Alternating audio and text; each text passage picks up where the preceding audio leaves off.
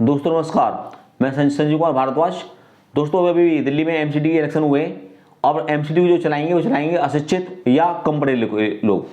मैं आपको पहले डाटा दे दूं और डाटा देने के बाद तब हम विचार करेंगे, बात करेंगे, सोचेंगे आखिर दिल्ली का शासन कैसे चलेगा। जो दिल्ली में इलेक्शन हुए आप ये जानकर ताजुब करोगे कि इनमें 51% लोग पार्षद वो ऐसे हैं जो 12वीं पास हैं या उससे भी कम हैं। पहले आप डाटा देखें, आप डाटा सुनोगे तो आप आश्चर्य करोगे। आप ये जो हमारे 250 पार्षद हैं इनमें से 126 पार्षद ऐसे हैं जो 12वीं पास या 12वीं से कम पास हैं।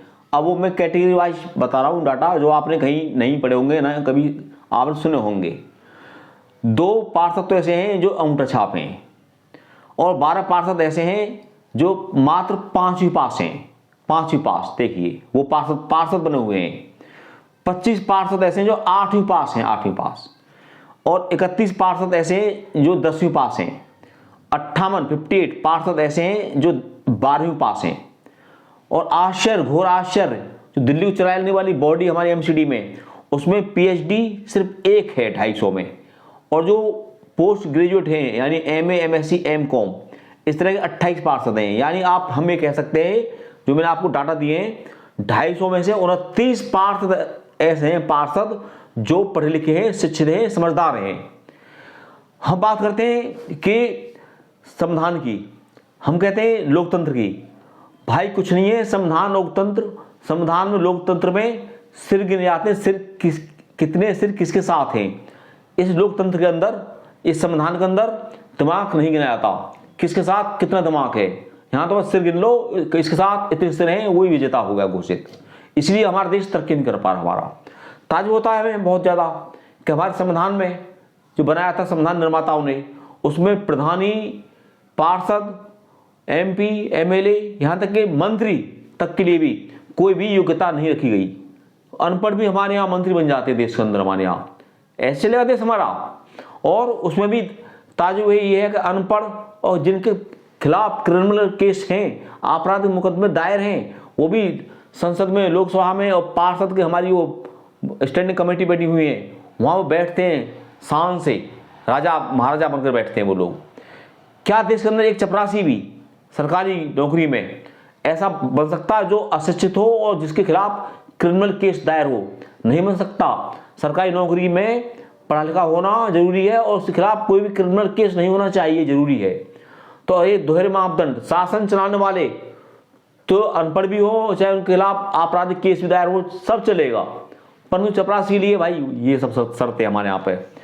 और घोटाले जो होते हैं देश के अंदर, कारण यही है, जो ठेकेदार होते हैं, सारा काम आप जानते हो, सारे काम वो ठेकेदार के द्वारा होते हैं।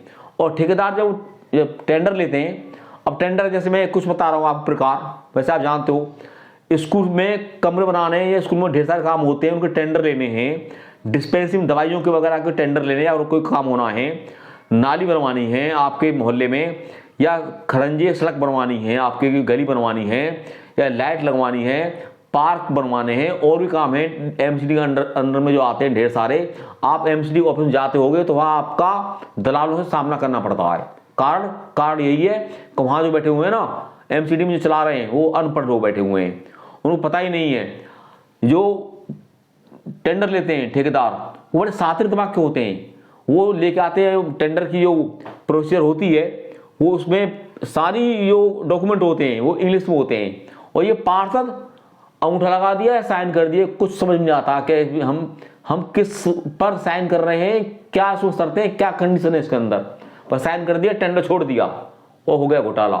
तो घोटाला होने का मेन कारण ये है, ये हमारे देश के अंदर, कि हमारे जो जनप्रतिनिधि हैं उनके अंदर योग्यता का कोई मापदंड नहीं है। तो मैंने आपको जो डाटा दिए हैं आपको, और देखिए जो 250 हमारे साथ ये पार्षद हैं, इनमें 17% ऐसे हैं जिन पर हत्या और मर्डर के केस चल रहे हैं।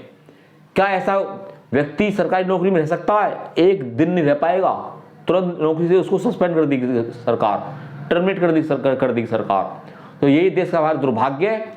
और मैं इसी वजह से ये हमारे संविधान निर्माताओं ने एक खामी करी कि जनप्रतिनिधि के लिए भी एक क्वालिफिकेशन होनी चाहिए थी, जैसे हमारे यहाँ चपरासी, मास्टर, क्लर्क या जो भी है उनके लिए है।